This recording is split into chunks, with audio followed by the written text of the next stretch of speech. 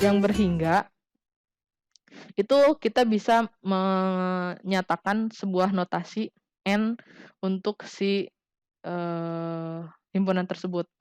Itu adalah sejumlah elemen berbeda yang ada dalam himpunan. Atau bisa kita gunakan notasi yang seperti ini. Nah, menggunakan tanda garis absolut ya. Itu untuk menyatakan banyaknya elemen berbeda dalam suatu himpunan. Jadi kalau ibaratnya kita punya himpunan A berisi angka 1, 2, 3, dan 4 ini, maka kita bisa nyatakan banyaknya elemen dari A itu adalah 4. Tinggal kita hitung aja ada berapa sih yang berbedanya gitu ya.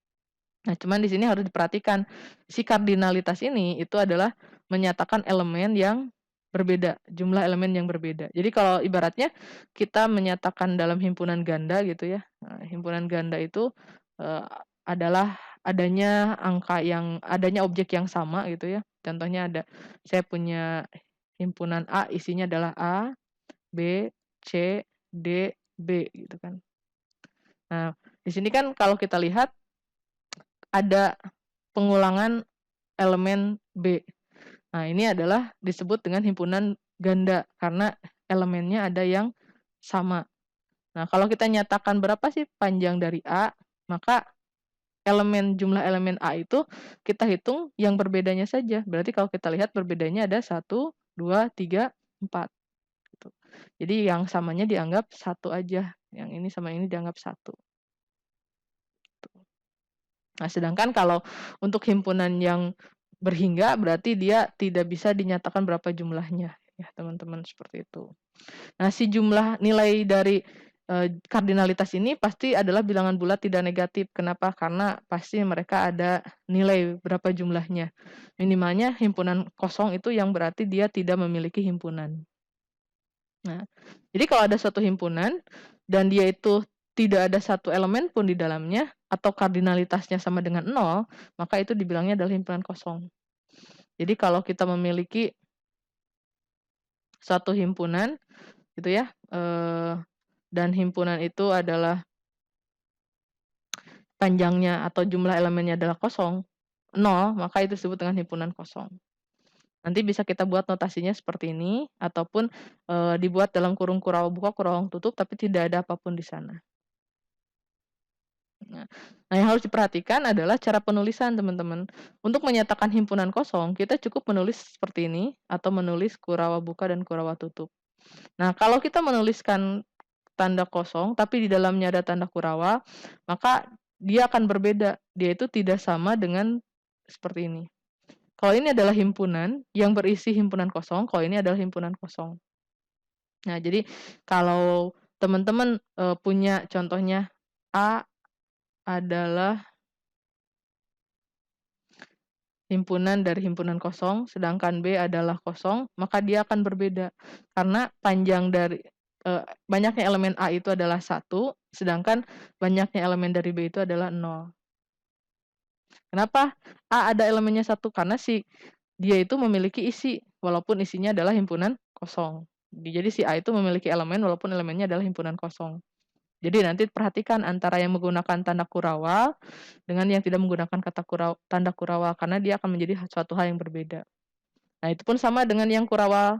Kalau contohnya kita menemukan adanya B itu adalah kurung Kurawal buka dan Kurawal tutup, sedangkan C adalah kurung Kurawalnya ada double kayak gini. Nah, maka dia akan menjadi 2 hal yang berbeda. Kalau yang ini, yang B ini, itu panjangnya atau jumlah elemennya 0. Sedangkan kalau yang si C ini kardinalitasnya adalah 1. Yaitu dia punya anggotanya adalah himpunan kosong ini. Tuh. Oke.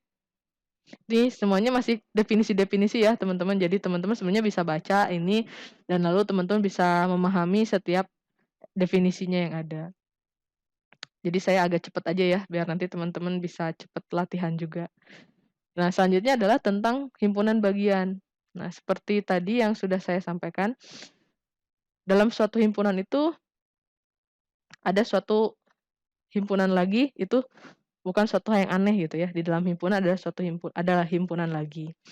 Nah, di dalam suatu himpunan itu ada yang dikatakan dengan himpunan bagian atau subset. Ya. Subset itu akan berbeda dengan anggota ya, teman-teman. Jadi kalau teman-teman punya kayak gini nih, contohnya A itu kita isi dengan contohnya adalah A, B, C, terus contohnya A, B. Nah, di sini kita bisa menuliskan bahwasanya, A, B itu adalah anggota dari si A. Kenapa? Karena dia sudah tertulis jelas seperti ini. Nah, tapi kita juga bisa menuliskan kayak gini, A, B itu adalah himpunan, bagian dari A. Nah, cuman di sini A dan B ini ya, kalau dia menggunakan tanda himpunan bagian itu merujuknya pada yang ini.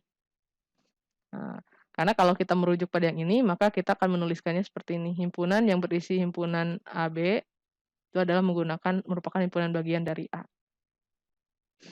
Jadi suatu himpunan dikatakan subset dari himpunan yang lain itu jika dan hanya jika setiap elemennya itu merupakan elemen dari himpunan yang lebih besar atau supersetnya. Jadi kalau kita memiliki gambaran seperti ini, contohnya di sini saya punya B itu 1, 2, 3, 4, 5 gitu ya. Lalu maka di sini kita bisa nyatakan bahwasanya A itu subset dari B.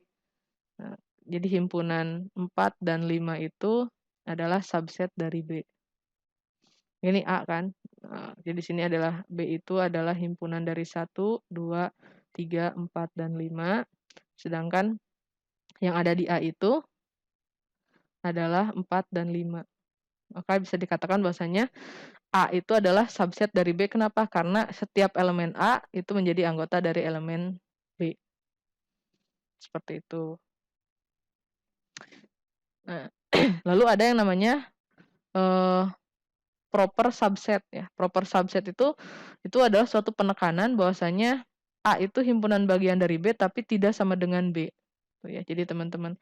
Nah, jadi proper subset itu adalah suatu penekanan ya, menegaskan gitu ya, bahwasanya A itu himpunan bagian dari B tapi A itu tidak sama dengan B. Kenapa ada proper subset? Karena memang masih ada kemungkinan bahwasanya kalau kita menuliskannya dalam bentuk subset saja, A itu menjadi subset dari B dan mungkin saja A itu sama dengan B.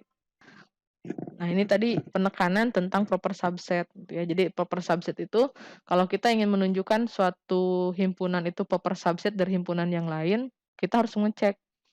Pertama, cek yang ada di A itu apakah ada di B. Oh iya, ternyata semua elemen yang ada A ada di B. Nah, maka di sini A itu menjadi himpunan bagian dari B.